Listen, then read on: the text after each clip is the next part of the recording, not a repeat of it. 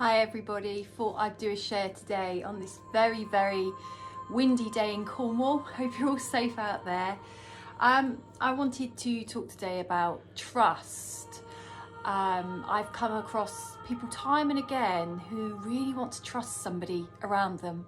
They want to know how to trust. How do they get past trust that's been broken? And I see it quite differently these days. I see it as it's not really about trusting someone else or anybody. You don't actually have to plough all that time, energy and emotion into learning how to trust somebody else and getting past all those barriers. That can be such an uphill mountain that can take forever and a day. It's not about that, it's about you trusting you. You don't have to trust anybody else. We spend so much time, we've got to trust others. No, because you might be able to trust somebody for 20 years and then they break your trust. You might be able to trust somebody for 4 years and then they go and do the very thing that they promised they never would because they've changed, or maybe they weren't those values in the first place.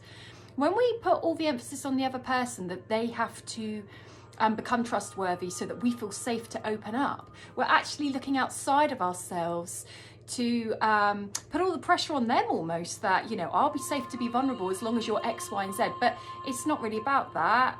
It's about trusting you.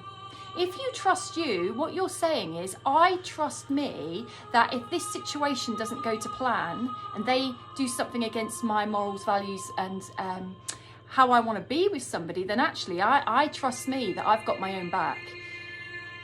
If they do something that hurts me, I trust me that I'm going to be okay, that I'm going to master myself and work on my inner resources so that if something doesn't go to plan in life, I'm going to be okay. It might hurt, it might suck, it might be painful, it might go on for a while, but I'm going to be okay, that I will pick up the pieces for myself. I've only got to learn to trust me. Then I bring back all that focus and energy that I'm displacing outside of myself, and then I will start working on myself to be the best version of me.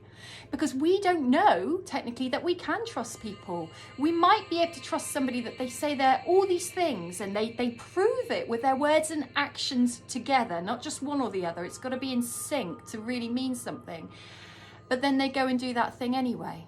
So it's not about them, it's about you. What are you going to do with that?